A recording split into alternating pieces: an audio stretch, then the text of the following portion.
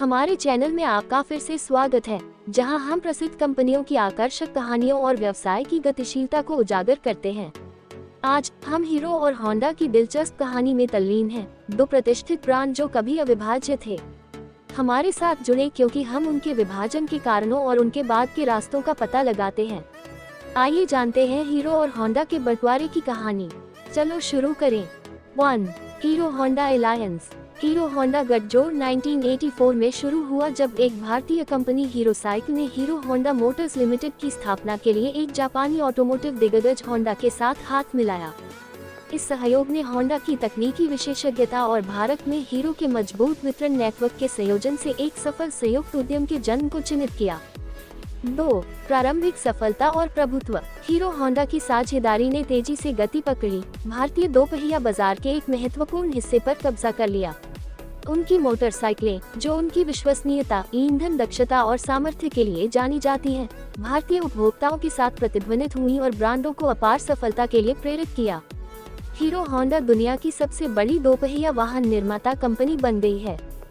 3. व्यापार परिदृश्य में परिवर्तन। जैसे जैसे समय बीतता गया, भारतीय ऑटोमोबाइल उद्योग की गतिशीलता और दोनों कंपनियों के लक्ष्य बदलने लगे। हीरो होंडा की मूल कंपनी हीरो साइकिल ने अपने व्यापारिक हितों में विविधता लाने की मांग की, जबकि होंडा स्वतंत्र संचालन के माध्यम से भारतीय बाजार में एक मजबूत उपस्थिति स्थापित करना चाहता था। 4. तलाक। 2010 में 26 साल की सफल साझेदारी के बाद हीरो और होंडा ने अलग होने का फैसला किया।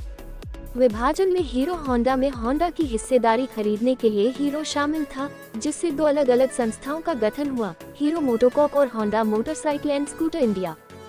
5. विभाजन के पीछे कारण। हीरो और होंडा के विभाजन में कई कारकों ने योगदान दिया।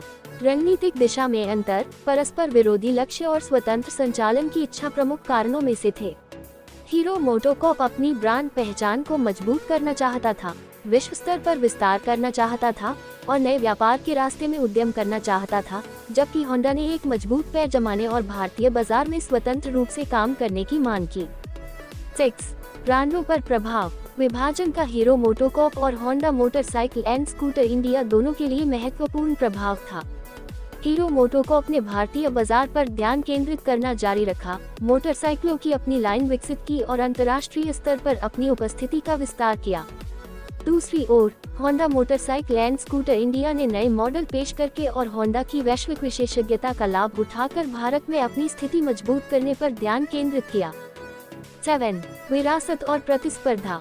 हीरो और होंडा के विभाजन ने किसी भी ब्रांड की विरासत को कम नहीं किया। हीरो मोटोकॉर्प और Honda motorcycle and scooter India दोनों ही भारतीय दोपहिया बाजार में मजबूत खिलाड़ी बने हुए हैं। वे नवाचार करने, गुणवत्ता वाले उत्पादों की पेशकश करने और उपभोक्ताओं की उभरती जरूरतों को पूरा करने, स्वस्थ प्रतिस्पर्धा सुनिश्चित करने और मोटरसाइकिल उत्साही लोगों को लाभान्वित करने का प्रयास करते हैं। हीरो और होंडा के विभाजन ने एक प्रतिष्ठित संयुक्त उद्यम के अंत को चिन्हित किया, जिसने भारतीय दोपहिया उद्योग को फिर से आकार दिया। जैसा कि हीरो मोटोकॉर्प और Honda motorcycle and scooter India ने अपने अलग रास्ते बनाए हैं, वे अपनी खुद की विरासत बनाना जारी रखते हैं और मोटरसाइकिल बाजार के गतिशील परिदृश्य में योगदान करते हैं। अगर आपको यह वीडियो जानकारीपूर्ण लगा, तो इसे दूसरों के साथ साझा करना न भूलें। व्यापारिक दुनिया पर अपनी छाप छोड़ने वाली कंपनियों की अधिक दिलचस्प कहानियों के लिए हमारे साथ बने रहें। अगली बार तक हमसे जुड़ने के लिए धन्यवाद।